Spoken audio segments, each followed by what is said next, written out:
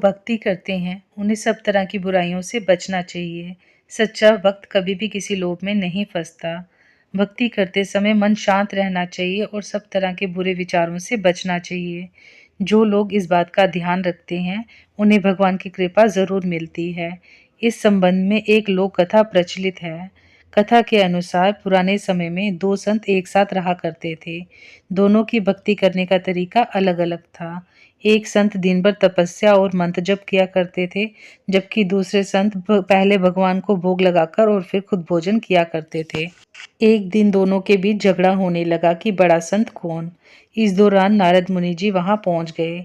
नारद जी ने दोनों संतों से पूछा कि किस बात पे वह लड़ाई कर रहे हैं। संतों ने बताया कि हम यह तय नहीं कर पा रहे कि हम दोनों में से बड़ा संत कौन है। नारद जी ने कहा, यह तो छोटी सी बात है, इसका फैसला मैं कल कर दूंगा। अगले दिन नारद मुनि जी मंदिर में दोनों संतों की जगह के पास एक एक हीरे की अंगूठी रखकर चले गए। पहले तप करने वाले संत वहां पहुंचे। उसने एक अंगूठी देखी और चुपचाप उसे अपने आसन के नीचे छुपाकर मंत्र जप करने लगा। कुछ देर बाद दूसरे संत भगवान को भोग लगाने पहुंचा। उसने एक हीरे की अंगूठी देखी, लेकिन उसने अंगूठी की ओर ध्यान नहीं दिया। भगवान को भोग लगाया और खाना खाने लगा।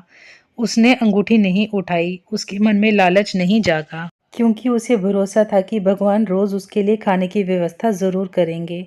कुछ देर बाद वहां नारद जी आ गए। दोनों संतों ने पूछा कि अब बताइए कि हम दोनों में से बड़ा संत कौन है। नारद जी ने तपस्या करने वाले संत को खड़ा होने के लिए कहा। जैसे ही वह खड़े हुए तो उसके आसन के नीचे छुपी हुई अंगूठी दिख गई। नारद मुनि जी ने उससे कहा कि तुम दोनों में से भोग लगाकर खाने वाला संत बड़ा है। तपस्या करने वाले संत में चोरी करने की बुरी आदत है। उसने भक्ति करते समय भी चोरी करने से संकोच नहीं किया, जबकि भोग लगाने वाले संत ने अंगूठी की ओर ध्यान तक नहीं दिया। इस कारण वह बड़े संत हैं। इस कहानी से हमें यह सीख मिलती है कि भक्ति तभी सफल होती है जब भक्त के मन में बुरे विचार ना हो, भक्त बुरे काम ना करता हो। जिस भक्त के विचार पवित्र हैं और जो बुरे कामों से दूर रहता है, सिर्फ उसे ही भगवान की कृपा मिलती है। दोस्तों, कहानी अच्छी लगी हो तो वीडियो को लाइक और चैनल को सब्सक्राइब करना मत भूलिएगा।